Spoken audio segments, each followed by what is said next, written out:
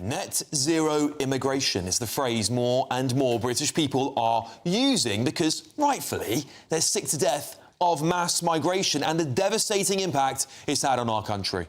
The invasion has begun. On Friday alone, 460 illegal migrants landed on British shores. Every 7 minutes, a machete attack is reported. Emergency services were forced to retreat from the high street, and in just 15 minutes, Britain reached its breaking point. At 5:13 p.m., rioters launched their attack on the Shield Wall. Police unleashed the dogs. 50 miles away, locals stormed hotels, chanting, "Send them back." 6 elite units were deployed.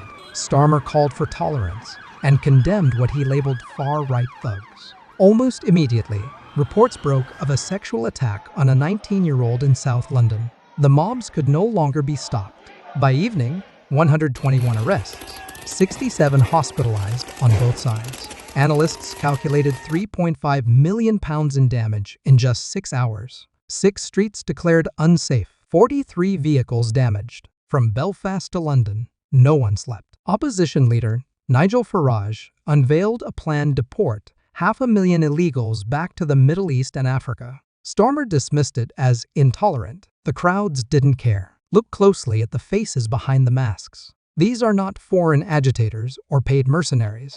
These are fathers terrified for their daughters, husbands who can no longer promise safety to their wives, blue-collar workers who watch their neighborhoods dissolve into unrecognizable territories. They are taking matters into their own hands because the man at number 10 refuses to lift a finger.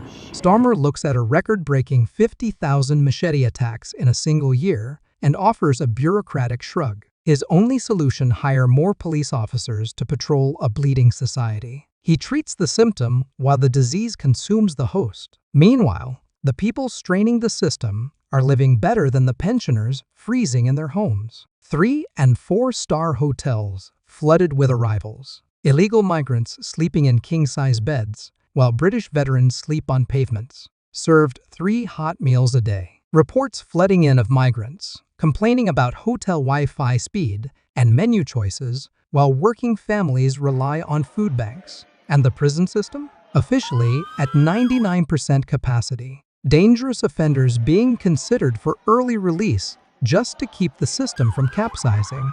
Starmer's solution: build more prisons by 2030. He offers a construction plan 3 years away for a crisis burning down cities tonight. A phrase leaked from inside the cabinet that defined the entire week. We aren't governing a country anymore. We are managing a surrender. Now, compare that to Washington. In just 12 months, the Trump administration executed the largest removal operation in modern history. 1.4 million illegal entrants returned to their points of origin. Border Patrol intercepted over 3 million crossing attempts this year alone. The message from the White House is absolute. The door is closed and the laws are enforced. Under Starmer, in that same period, the UK managed to remove fewer than 3,000 failed asylum seekers. For every 1 individual removed, 15 more arrive on the beaches of Kent, greeted not by enforcement, but by Border Force acting as a concierge service. The betrayal goes even deeper. In Starmer's Britain,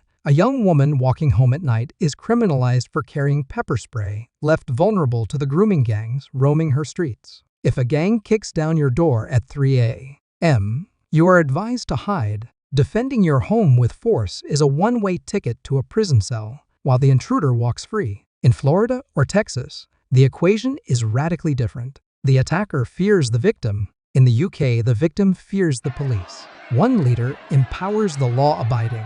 The other emboldens the lawless. While Washington reports a historic decline in violent crime, London records a historic rise in knife crime. Britain is not just being disarmed, it is being prepared for conquest. Every deported criminal in the US is a victory for safety. Every new arrival in a British hotel is a defeat for the British taxpayer, and everyone in Parliament knows it.